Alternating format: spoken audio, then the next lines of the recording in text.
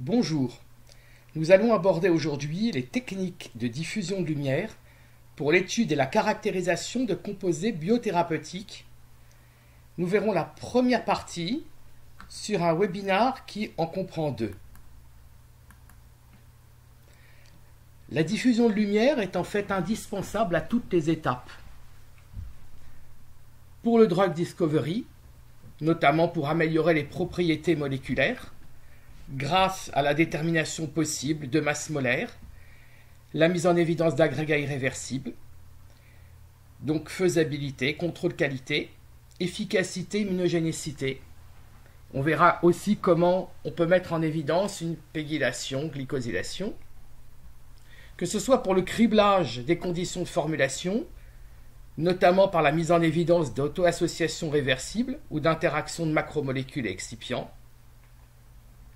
et enfin pour l'amélioration de la formulation, notamment les stabilités, propension à l'agrégation à long terme et la robustesse. En fait, il existe plusieurs techniques de diffusion de lumière qui peuvent être précédées ou non d'une séparation. Donc tout d'abord, à propos de mon composé biothérapeutique, je peux me poser la question, ai-je bien ce que je voulais faire? Est-ce bien fait ce que je voulais faire? Et pour ça, il nous faut une réponse, entre autres, sur la masse molaire, la taille, la mise en évidence d'agrégats, la conjugaison. Pour ça, nous allons mettre en place différents types de techniques. Le SEC-MALS, Size Exclusion Chromatographie, donc l'exclusion stérique, couplée au MALS, c'est-à-dire Multi-Angular Light Scattering. Ça peut être aussi de la DLS, Dynamic Light Scattering, ou encore une technique séparative qu'on appelle la FFF, Flow Field Fractionation, qui va être couplée au MALS, là encore à la diffusion de la lumière. Ces techniques seront abordées et détaillées plus loin. Mon composé fait-il ce qu'il est censé faire? Et notamment, on veut voir les interactions avec la cible. Pour ça, on mettra en œuvre la technique de CG-MALS, concentration gradient MALS. Se comporte-t-il bien? C'est-à-dire, quelles sont les auto-associations, la viscosité, l'interaction avec l'excipient? Donc là encore, comme tout à l'heure, la DLS nous sera utile, mais aussi le CG-DLS et CG-MALS, toujours un gradient de concentration qui précédera la diffusion dynamique de la lumière ou la diffusion statique. Et enfin, est-ce un produit robuste? Et là, toutes les techniques nous seront utiles. Alors pourquoi la chromatographie d'exclusion n'est-elle pas suffisante? Bien, tout simplement parce que cette chromatographie, généralement couplée à l'UV, suppose une même conformation, une même densité de l'échantillon et des étalons qui ont servi à faire la courbe d'étalonnage. Cela suppose aussi pas d'interaction avec la colonne et en fait une chromatographie reproductible. Comme on le voit sur cet exemple, l'hémoglobine qui est lue beaucoup plus tard que la BSA laisserait à penser que sa masse molaire est bien plus faible. Or, il n'en est rien. Tout simplement parce qu'elle est plus compacte et on sait bien que le temps de rétention sur une colonne d'exclusion stérique est lié au volume hydrodynamique et pas à la masse molaire. Qui plus est, il peut y avoir interaction de la protéine ou du composé avec la phase stationnaire qui entraîne un retard à l'élution. Donc la technique d'exclusion stérique seule, se basant uniquement sur les temps de rétention, n'est pas suffisante, ne permettra pas d'envisager d'avoir une masse molaire. Il existe deux techniques principales de diffusion de lumière basées en fait sur le même principe physique, mais qui va être appréhendé de deux manières différentes. Tout d'abord, la diffusion de lumière statique, que l'on appelle aussi MALS, MALS comme Multi-Angle Light Scattering ou encore SLS, Static Light Scattering. Dans cette technique, on mesure l'intensité moyenne de lumière diffusée et on enrichit cette mesure en regardant la dépendance angulaire. Cette quantité de lumière diffusée sera proportionnelle à la masse molaire et à la concentration de l'échantillon. Et donc on obtiendra non seulement la masse molaire, le rayon de gyration, mais aussi dans certains cas les paramètres d'interaction, la stoichiométrie, le coefficient de dissociation, K on et off, et enfin le second coefficient du viriel, qui en fait nous rend compte de l'interaction d'une molécule avec elle-même dans un milieu donné. Cette technique est basée sur le premier principe, c'est-à-dire qu'il n'y a aucune supposition de fait et on aura ainsi des résultats absolus. La diffusion dynamique de la lumière, appelée aussi DLS, Dynamic Light Scattering, ou QELS, Quasi-Elastic Light Scattering, va quant à elle mesurer la fluctuation, les micro-fluctuations de la quantité de lumière diffusée avec une échelle temporelle extrêmement faible, de l'ordre du 10 millionième de seconde. Et donc là, on va rendre compte non pas d'une quantité absolue, mais d'une micro-variation de cette quantité qui va être directement liée au mouvement brownien des molécules et qui nous permettra de calculer le coefficient de diffusion translationnel, dit dt, d'où l'on pourra déduire le rayon hydrodynamique. Alors on verra que ce coefficient dt peut être aussi relié à la concentration de l'échantillon et nous permettra ensuite d'accéder à une valeur qu'on appelle KD, à ne pas confondre avec le coefficient de dissociation, c'est autre chose, et ce KD-là est relié à la valeur A2, et on verra dans quel cas cela peut être utile, et notamment dans les études de stabilité. On verra que l'on peut aussi atteindre les constantes d'affinité, dans certains cas, sur certaines plages, avec certaines hypothèses. Enfin, la technique de DLS est rapide, et elle peut aussi travailler sur de très faibles volumes, en cuvette, et donc permettre du haut débit, ou un criblage avec de faibles volumes. Abordons maintenant les principes de base de la diffusion de lumière statique, dite MALS. Tout d'abord, le premier principe est que la quantité de lumière diffusée à angle nul est directement proportionnelle au produit de la masse molaire et de la concentration. Donc, comme on le voit ici, produit de masse molaire et de la concentration. Il y a aussi une constante qui intervient, qui est le dN sur dc, c'est-à-dire la dérivée de l'indice de réfraction par rapport à la concentration, c'est-à-dire le contraste, en quelque sorte, que va produire notre composé dans le milieu donné. Enfin, le deuxième principe est que la variation d'intensité de lumière diffusée en fonction de l'angle de mesure est liée à la taille des molécules. Ici, si on prend un petit objet dont le rayon est inférieur à 10 nanomètres, on voit une diffusion isotropique par rapport à l'incidence du laser. Donc, quel que soit l'angle d'observation, on a la même quantité de lumière diffusée. Avec un objet plus gros, on constate que la quantité de lumière est plus importante si je me mets face au laser et si on définit un angle θ comme étant 0 dans l'axe du laser, donc aux petits angles, j'aurai plus de quantité de lumière diffusée qu'aux grands angles. Notez que cette détermination est absolue. Il n'y a aucune référence ni à des étalons de masse molaire, ni à des hypothèses de conformation moléculaire ou de modélisation. Tous les paramètres utilisés sont directement mesurés comme un indice de réfraction, une géométrie de cellules, une longueur d'onde, des concentrations, etc. Alors pourquoi multi-angulaire? Comme on l'a vu avec le terme MALS, Multi-Angle Light Scattering, tout simplement parce qu'on observe une dépendance angulaire. Pour des petits objets, donc on a vu qu'il n'y en a pas, c'est totalement isotrope, donc monomère de protéines, dimère, polymère linéaire inférieur, on va dire, à 100 kg mol. Et donc là, quel que soit l'angle, la quantité de lumière diffusée reste la même. Pour des particules comprises entre 10 et 50 nanomètres, notamment des agrégats de protéines, des virus-like particles, des polymères linéaires jusqu'à 1 million de grammes mol, on observe une légère dépendance, c'est-à-dire qu'on a une diminution de la quantité de lumière au fur et à mesure que l'angle d'observation augmente.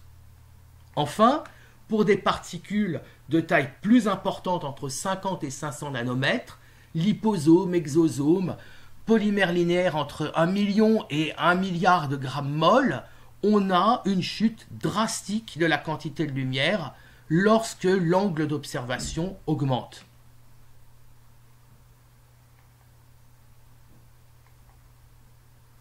Donc comment procède-t-on concrètement à l'analyse des données acquises en ligne?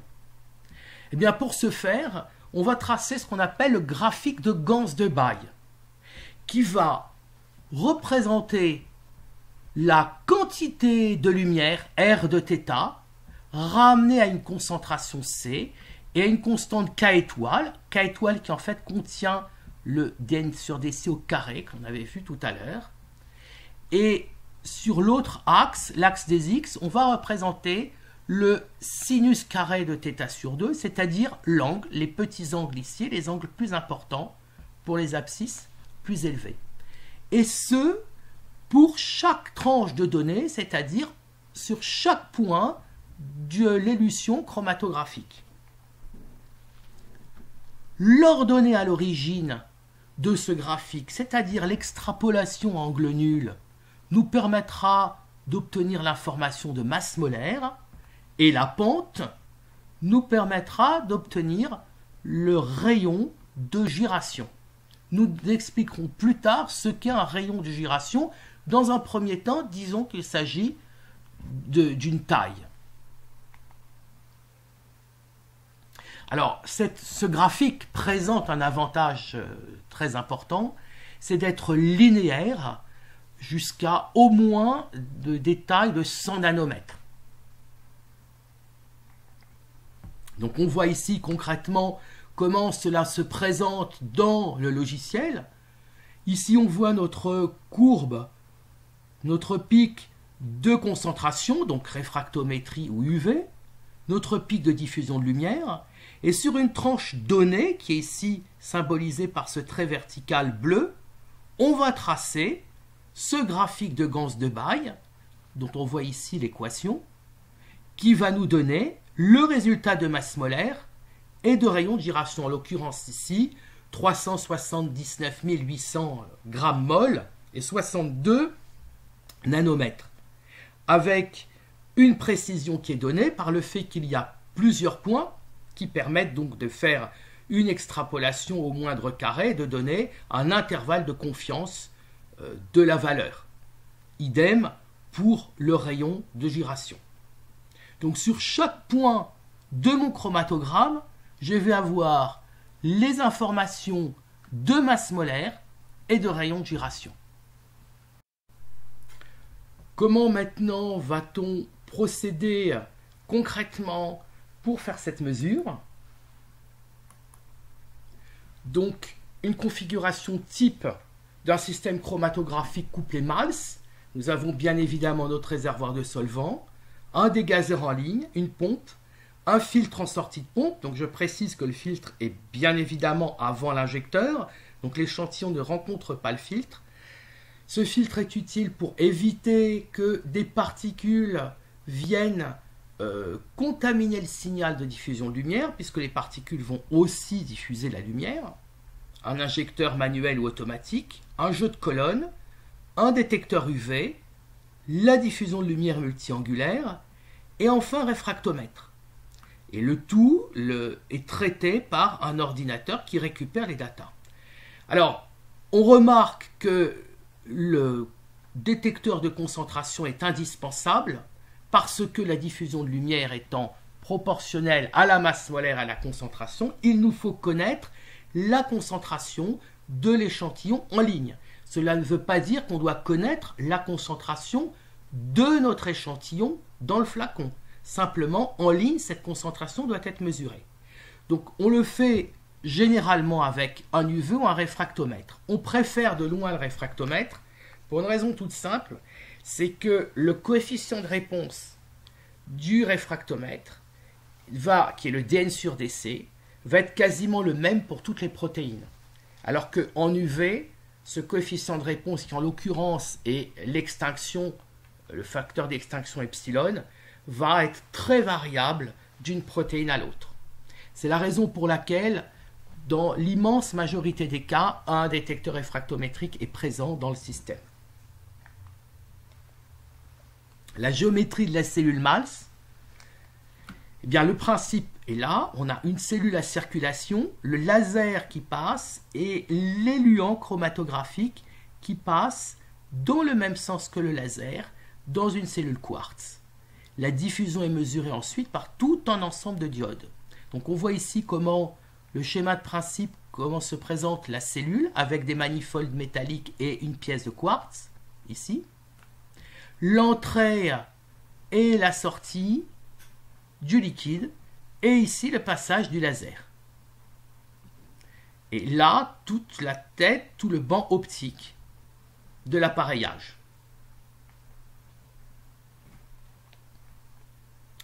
Donc, quand j'ai passé mon échantillon, si par exemple c'est un dextran et qu'il est polydispersé, le résultat de Gans de Baille donné par le diagramme que l'on a vu précédemment, chacun des résultats, ici représenté par un point, qui va se rapporter à l'axe des ordonnées à gauche, qui est gradué en log et qui nous donne les masses molaires.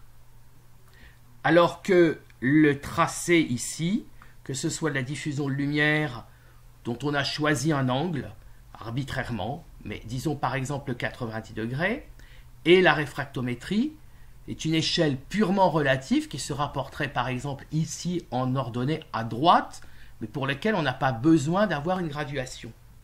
Et donc on constate que ce que l'on attendait pour un polysaccharide, à savoir une décroissance continue de masse molaire le long du pic chromatographique. Par contre, si j'injecte une protéine, en l'occurrence la BSA, je vais observer des plateaux, c'est-à-dire une masse molaire constante le long du pic correspondant ici au monomère, au dimère, au trimère et là aux formes agrégatives. Donc pour des échantillons polydispersés, bien, je pourrais avoir accès à la masse molaire en nombre, en poids, au MZ, à la polydispersité, qui est définie par le MW sur MN. Et pour des échantillons monodispersés, je vais pouvoir détecter, identifier, quantifier des agrégats et des fragments. Alors on remarque encore une chose, mais qui n'est pas une anomalie, c'est que l'on voit une superposition des signaux diffusion de lumière en rouge et réfractométrie en bleu, alors que là, il y a un décalage. Alors c'est tout à fait normal, c'est simplement dû au fait que le réfractomètre, comme l'UV d'ailleurs, va répondre strictement à la concentration, alors que la diffusion de lumière va répondre à la concentration et aux masses molaires, au produit des deux. La masse molaire, étant constante pour une protéine, eh bien, le pic de diffusion de lumière va suivre le pic de réfractométrie. Par contre, la masse molaire étant plus forte à gauche, pour un polysaccharide, puisqu'il y a une polydispersité, nous allons avoir le pic de diffusion de lumière qui se décale.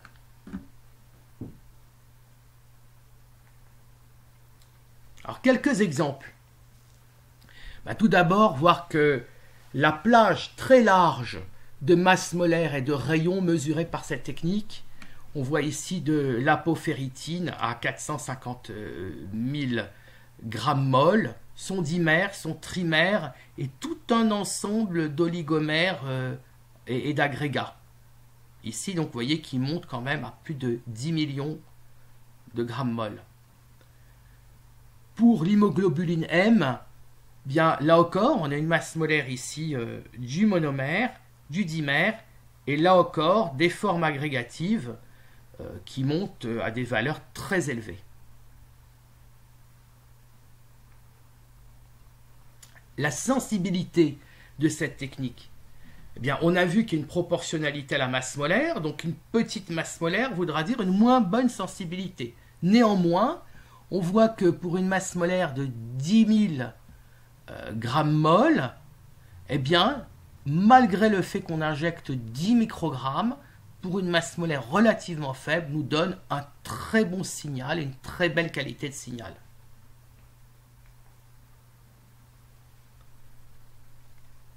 Alors, sensibilité, précision et reproductibilité. Eh bien, vous voyez ici pour une BSA injectée à 30 microgrammes, donc la reproductibilité de la mesure à 10 microgrammes et à 2 microgrammes. Donc on reste quand même dans une échelle de plus ou moins 1%, malgré une quantité aussi faible que 2 microgrammes injectés sur une colonne chromatographique.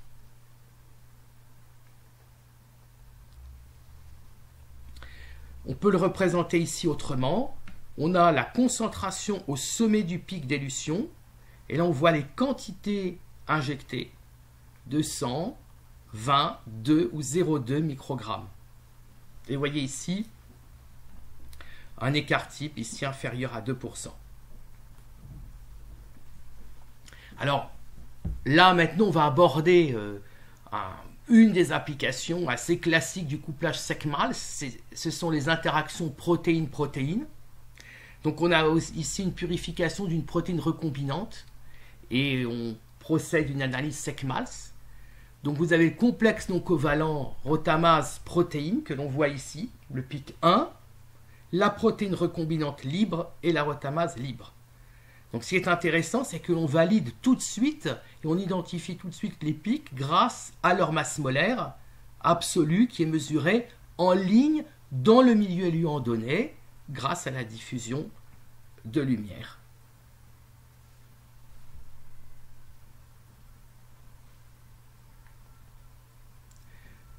Une des applications aussi de la technique est de détecter, caractériser des traces d'agrégats.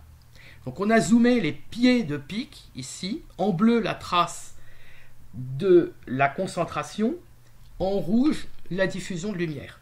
Donc on reconnaît les espèces principales, probablement il doit s'agir d'un dimère ou d'un oligomère, et là on voit qu'on n'a aucune réponse en concentration, ou quasiment aucune, avec néanmoins un pic de diffusion de lumière. Cela est simplement dû au fait que l'agrégat étant une fraction de très haut poids moléculaire, eh bien, la diffusion de lumière va être beaucoup plus sensible à ces fractions-là et elles seront ainsi facilement mises en évidence. Dans cet exemple, nous cherchons à savoir si un pentamère de masse molaire 123 000 est stable. Donc pour ce faire, on a injecté à plusieurs concentrations différentes, donc des quantités différentes et croissantes de cet oligomère. Et les résultats ont été superposés. Et l'on voit que effectivement, quelle que soit la quantité injectée, on obtient toujours la même masse molaire et surtout que cette masse molaire est stable le long du pic. Pourquoi ? Bien, tout simplement parce que si ce pentamère avait eu tendance à s'oligomériser en fonction de la concentration ou à l'inverse à se dissocier en forme plus légère, on aurait une apparente polydispersité avec une masse molaire décroissante le long du pic. Donc masse molaire supérieure à la valeur du pentamère en cas d'auto-association ou au contraire inférieure en cas de dissociation. On voit l'inverse effectivement de ce phénomène sur cette diapositive où là, des associations réversibles vont conduire à des masses molaires concentration dépendante et donc une hétérogénéité. Avec, en fonction de la quantité injectée, donc de la concentration au sommet du pic, des masses molaires qui varient le long du pic, donc une apparente polydispersité due à cette association réversible avec effectivement en bout de pic la masse du monomère qui est à 80 000.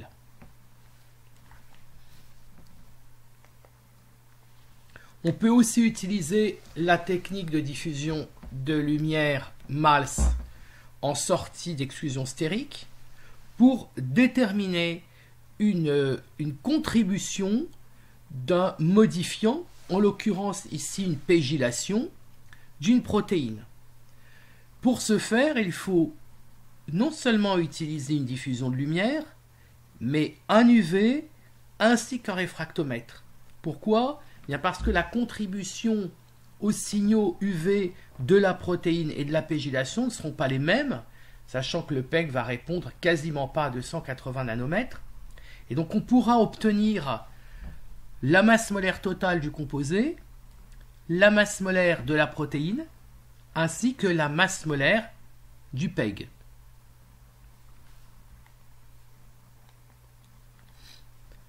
De la même manière, une glycosylation d'une protéine dont le taux va être différent en fonction qu'il s'agit d'une production par mammifère ou par insecte, eh bien, va être mis en évidence. C'est-à-dire que là, on va avoir certes une masse molaire totale qui est plus élevée dans le cas de la protéine faite par mammifère, mais on va retrouver sur la partie, la contribution de la masse molaire due à la protéine, une masse molaire identique, et la contribution due à la partie glycosylée qui est bien évidemment supérieure sur la protéine de mammifère.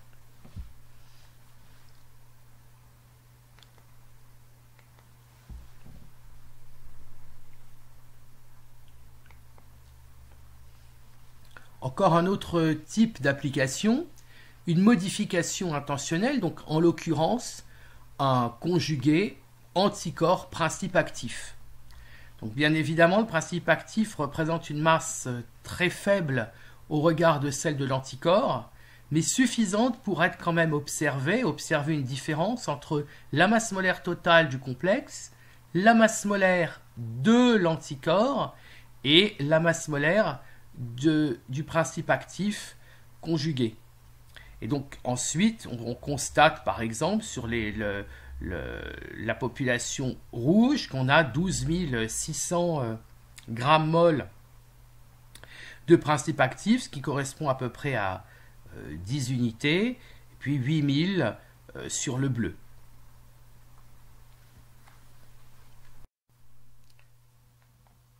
Nous allons aborder maintenant la technique de diffusion de lumière dynamique, DLS. Nous allons voir les principes. À un temps t donné, considérons deux particules. Ici, leurs signaux diffusés s'additionnent parfaitement et sont en phase. À un autre instant t, on peut se trouver dans une configuration où les particules ayant bougé, leurs signaux sont hors phase et s'annulent. Et ce, évidemment, pour un très grand nombre de particules, ce qui va conduire à nous donner des fluctuations d'intensité au cours du temps, bien évidemment avec une échelle temporelle de l'ordre du milliseconde.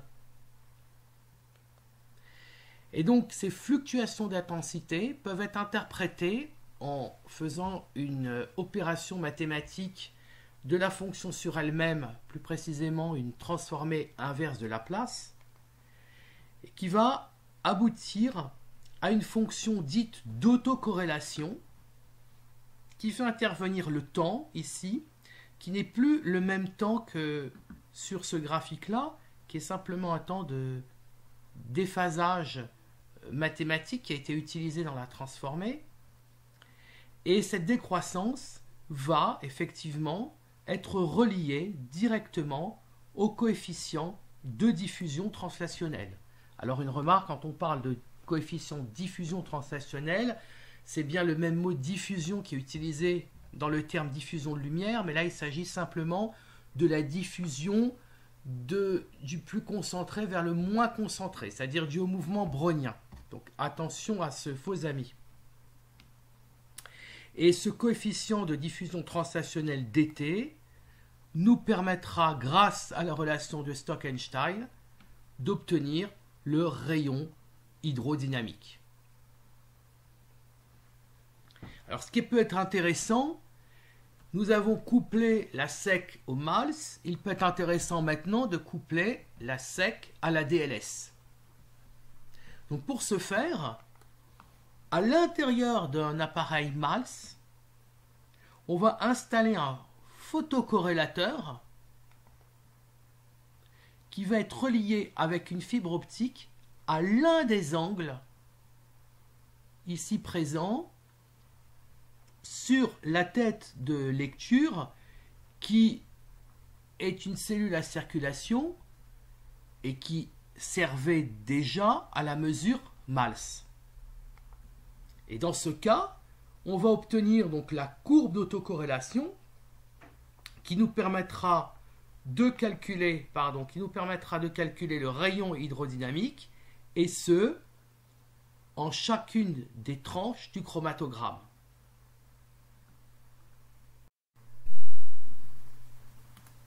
Passons maintenant à un exemple. Un complexe protéine-nucléosome. À première vue, on retrouve ici notre complexe avec la masse molaire attendue, et il s'agit ici visiblement, probablement, d'une forme dimère, voire trimère, et d'une forme oligomère ou agrégative. Et en fait, l'analyse MALS nous montre que les trois pics ont exactement la même masse molaire. Donc comment expliquer ces temps de rétention différents? S'agit-il de différentes conformations?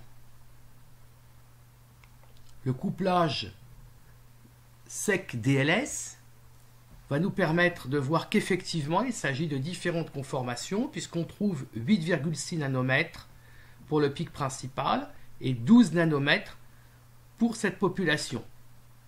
Ce qui est intéressant de noter, c'est que l'analyse DLS seule ne nous aurait pas permis de conclure, puisqu'on aurait pu interpréter une taille plus élevée comme une forme oligomérique, et l'analyse MALS seule non plus, parce qu'on aurait pu penser que les populations des temps de rétention différents à cause d'une interaction avec la colonne. Et donc c'est bien le fait d'avoir du SEC MALS DLS qui nous a permis de comprendre ce phénomène. Donc en l'occurrence, cette augmentation de RH suggère un complexe protéine-nucléosome partiellement déplié. Les techniques analytiques de diffusion de lumière statique ou dynamique que nous avons présentées étaient utilisées en aval de la technique séparative par chromatographie d'exclusion stérique, dite aussi SEC. Cette technique séparative de SEC présente néanmoins certains inconvénients que la FDA n'a pas manqué de souligner et qui d'ailleurs préconise l'utilisation de méthodes orthogonales.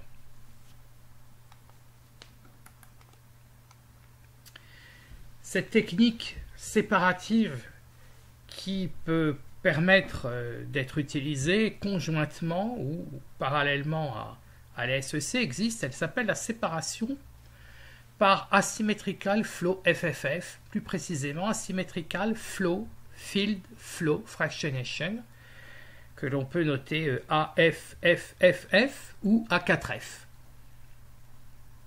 Alors, les limitations de la SEC sont bien connues, limites hautes en masse molaire, notamment parce qu'il y a un gel avec une porosité donnée dans la colonne, et que lorsque l'échantillon va dépasser la porosité de ce gel, eh bien, il va simplement être élué en exclusion totale entre les interstices des grains poreux, et donc avec une séparation de très médiocre qualité.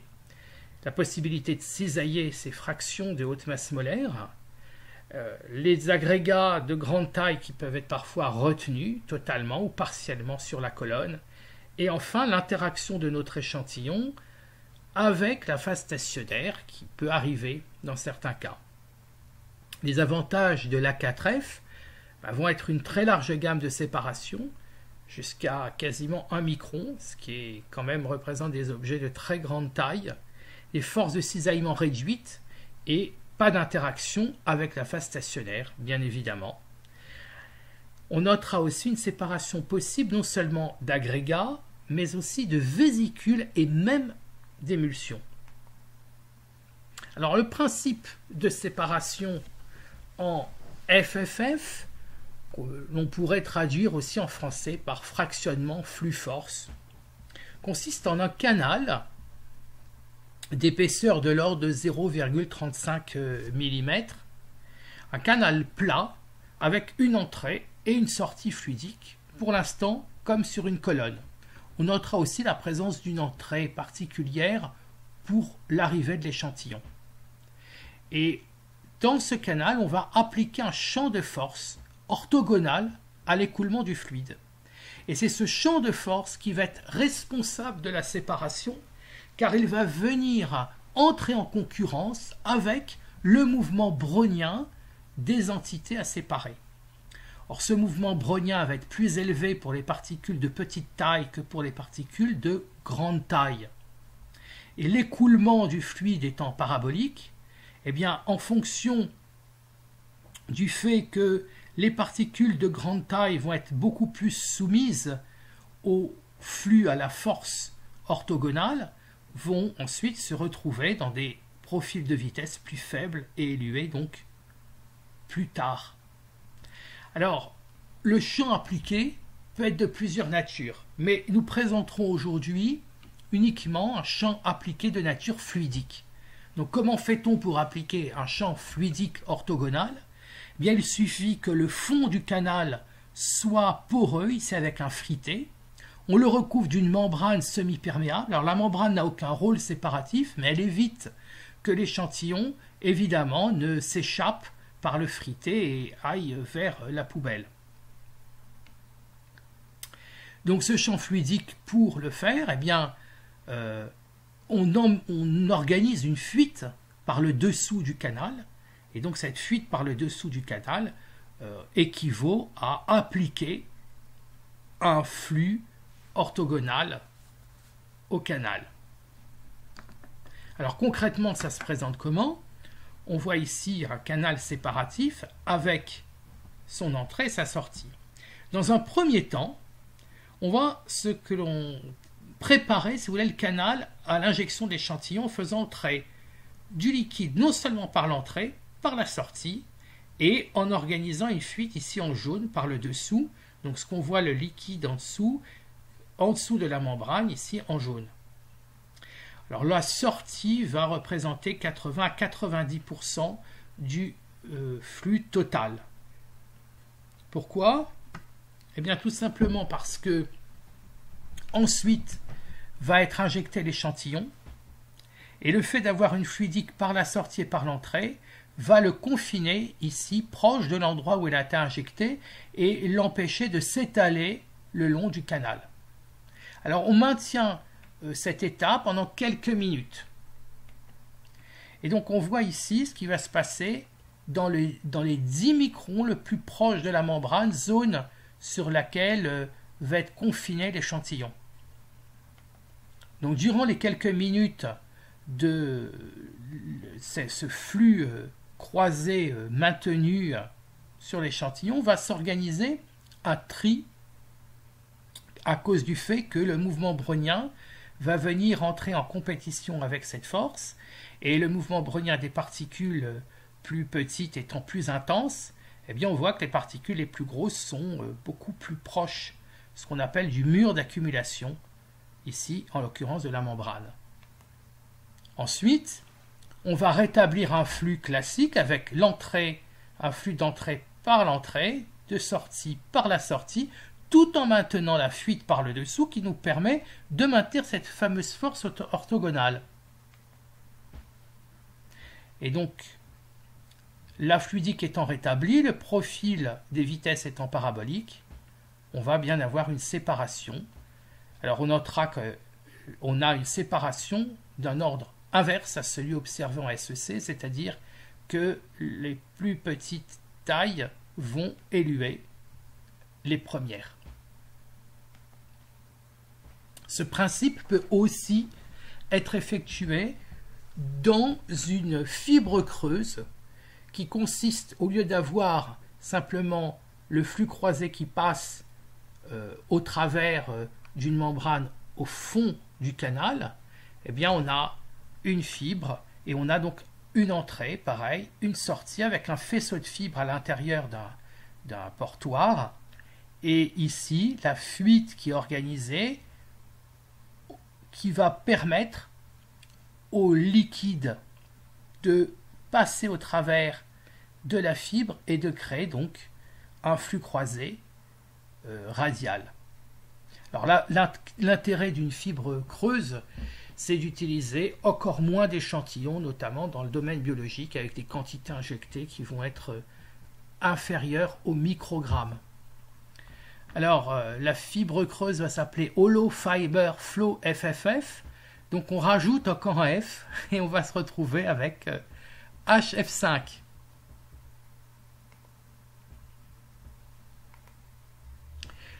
Concrètement, on a une chaîne chromatographique, donc vous reconnaissez plusieurs fabricants, pour lesquels on a la diffusion de lumière et la réfractométrie dont on a parlé plus tôt, mais auxquels on ajoute un châssis contenant des débitmètres massiques, des vannes à pointeaux pour réguler tous les fluides du canal séparatif à proprement parler, que l'on voit ici, ou même là, dans un four thermorégulé. Donc en fait, le système par rapport à la SEC est identique, simplement la colonne est remplacée par l'ensemble de ce châssis et de la cellule séparative. Alors, quelques études de cas en FFF. Mais la structure de liposome est un exemple.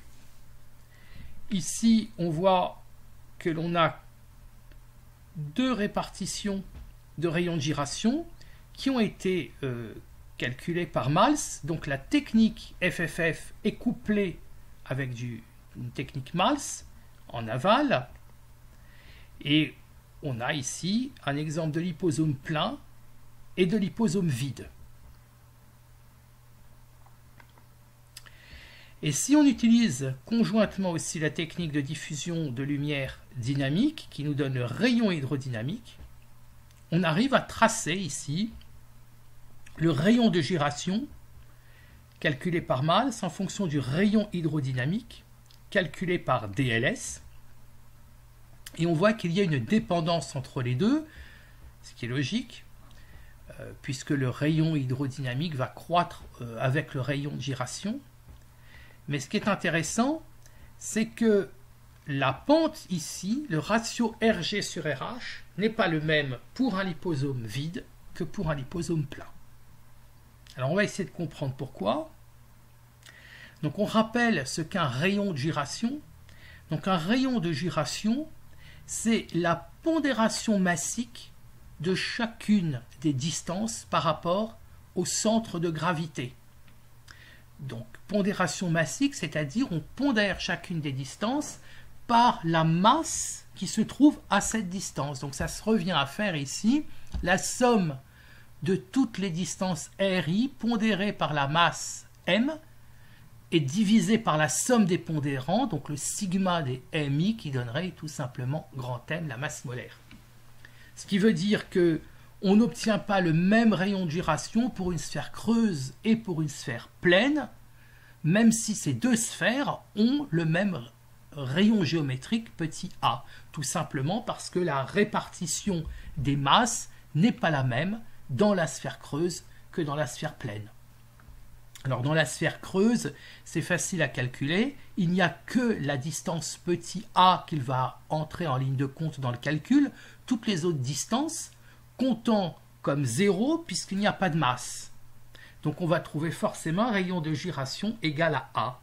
Alors que dans une sphère pleine, chacune des distances va être pondéré par rapport à la masse de la pellicule, en fait, de cette sphère qui se trouve à cette distance-là, ce qui revient à faire une intégration triple dans l'espace, et on va retrouver que le rayon de gyration est égal à la racine carrée de 3/5 de petit a, c'est-à-dire 0,77 petit a.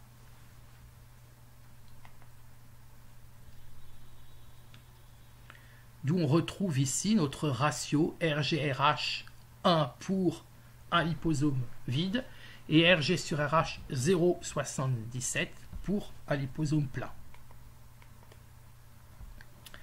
Alors ce ratio, la RG sur RH, bien, on peut le faire évidemment, on le retrouve pour une sphère pleine, pour une sphère creuse. Il peut aussi bien évidemment être défini pour une pelote statistique, pour un polysaccharide, par exemple, une pelote statistique, la valeur va être comprise entre 1,2 et 1,4. Et pour un bâtonnet rigide, on peut même aller jusqu'à 2. Alors là, on a un exemple de 2 souches virales. Donc on voit très bien que pour les souches virales bleues et rouges, qui ont été superposées sur ce diagramme, on a effectivement une quantité majoritaire ici de virus avec une petite quantité d'agrégats, dont on peut d'ailleurs très bien mesurer ici la taille. Alors que pour la souche verte, on a une quantité d'agrégats bien plus importante, et d'ailleurs l'agrégat aussi de plus grande taille et en plus mieux défini et assez monodisperse, comme le montre la photographie en microscopie électronique. La technique de Mals permet aussi de faire un comptage des particules sans avoir besoin d'utiliser une technique de mesure de la concentration comme la réfractométrie ou l'UV, uniquement avec la diffusion de lumière, et on voit une très bonne corrélation entre le comptage mesuré par la diffusion de lumière et la valeur réelle. Alors on précise que la séparation quand même a été faite par FFF pour des virus parce que la rétention sur colonne de ce type de particules est quand même très important et on n'est plus sûr d'être représentatif en sortie de colonne de ce que l'on a injecté. D'où un avantage vraiment très net par la FFF. Alors on a vu effectivement le SEC-MALS, l'ADLS, l'ADLS-MALS d'ailleurs, et l'FFF-MALS. Dans une prochaine présentation, nous continuerons notre circuit avec notamment la CG-MALS. Et donc, c'est pour ça qu'on a intitulé « Et ensuite pour votre molécule », eh bien, auto-associations réversibles qui peuvent impacter la viscosité, la faisabilité, la disponibilité. On verra aussi l'intérêt d'une stabilité thermique et d'une stabilité à long terme et comment on peut la mettre en évidence. Et donc, la diffusion de lumière, là encore, permettra de faire du criblage de préformulation avec de la DLS ou même du perfectionnement de formulation et d'évaluation avec le CG-MALS. Donc je vous donne rendez-vous pour la deuxième partie de cette présentation. Merci de votre attention.